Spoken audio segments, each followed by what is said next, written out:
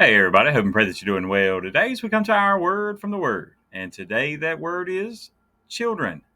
Children.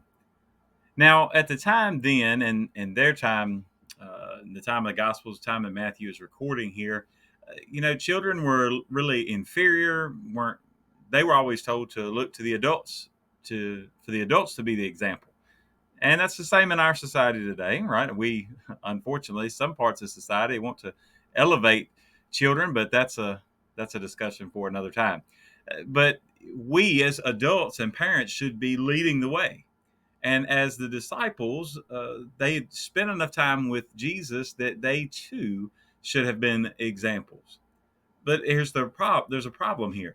See, they come humbly, and that's when they first come to Christ. They do come in humility, and you see different things happen during the course of time that whether they forget that humility, same as we do, or they just kind of got a little caught up in the moment.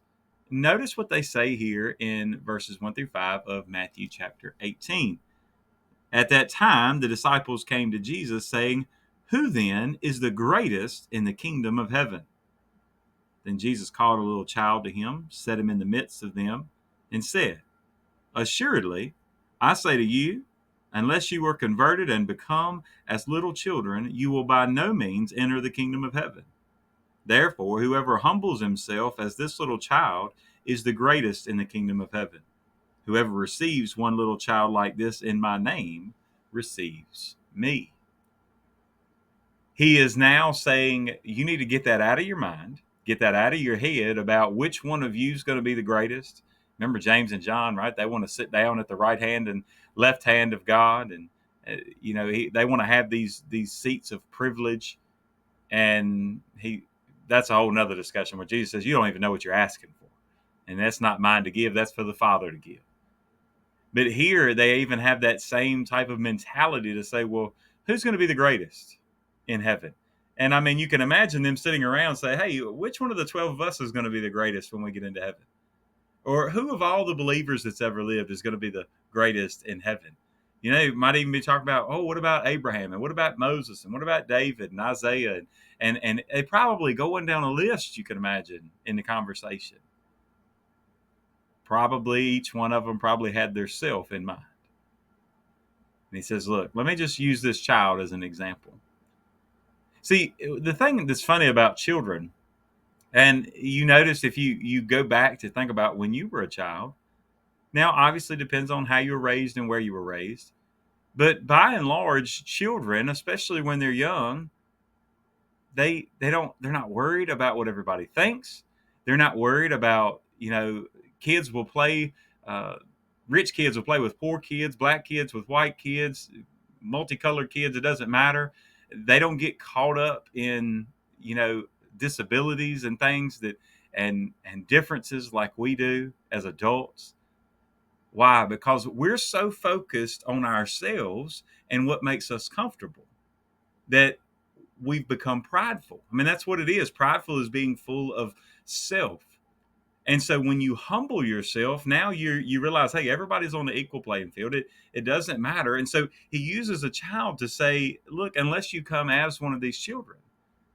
Now, a lot of times we use this for the fact that he's talking about coming and really in childlike faith. That's a part of it, but I don't believe that's really the focus of what Jesus was saying. See, they had become prideful in asking who's going to be the greatest. And he says, look, I'm going to wreck your world and tell you, unless you become like one of these children, you won't even get to know what it's like. Now, I wonder today how much we're maybe caught up in the great things that we're accomplishing, maybe even the great things that await us in glory, but yet we do it so in a prideful way. Even as we were talking about yesterday, trying to keep the peace, trying to remain calm and keep that peace with others, many times we won't do that because we're so prideful. We won't humble ourselves. We'll go out of our way, really, sometimes to be spiteful. Whereas children, most of the time, don't do that. Why? Because they're relying on others. They have to trust in others. When you were a child, you probably didn't go buy your own groceries. You didn't have to go get a job and pay for everything when you were a child. You may have when you were a teenager, but when you were a child, everything was, you were dependent on your parents. Even as a baby, right? You're fully dependent on others to provide for every need of your life, and there was nothing really that you could be prideful about because everything had to be given to you.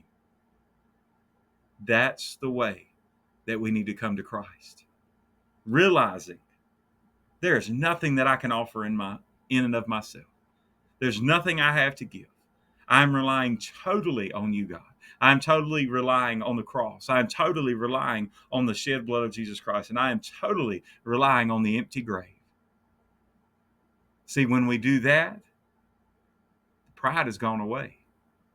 When you realize that you cannot earn your way to heaven, you will humble yourself like a child.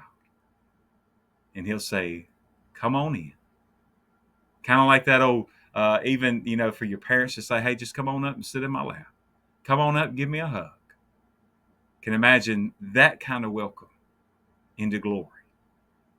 And even more so when we're welcomed into that kind of relationship with Jesus Christ when we come as little children. So today, we like to say we're a child at heart. Today, will you be a child in spirit? God bless you, and I pray you have a great, great day.